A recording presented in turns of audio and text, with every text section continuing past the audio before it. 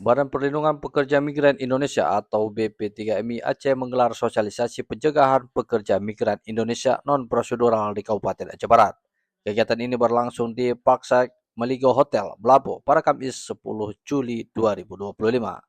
Sebanyak 50 peserta dari unsur pemerintah, TNI, Polri, dan masyarakat yang rentan terhadap migrasi ilegal turut hadir dalam kegiatan tersebut. Mereka berasal dari Dinas Transnaker, Dinas Pemberdayaan Perempuan dan Perlindungan Anak, camat, kepala desa, hingga tokoh masyarakat. Kepala BP3MI Aceh, Siti Rolija, mengatakan bahwa kegiatan ini bertujuan meningkatkan pemahaman masyarakat tentang tata cara bekerja ke luar negeri secara aman dan legal.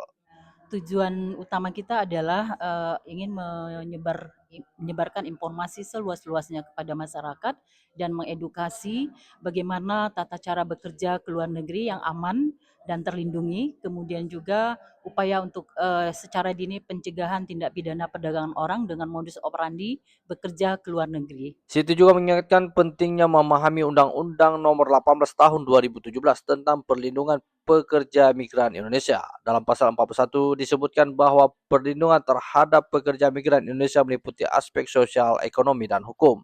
Di akhir paparan, Siti juga mengimbau masyarakat agar berhati-hati terhadap informasi yang menyesatkan dan hanya mempercayai sumber resmi. Ia berharap seluruh peserta dapat menjadi agen perubahan dalam mewujudkan migrasi aman dan bermartabat. Reporter RRI Melabuh Ilham Syah melaporkan.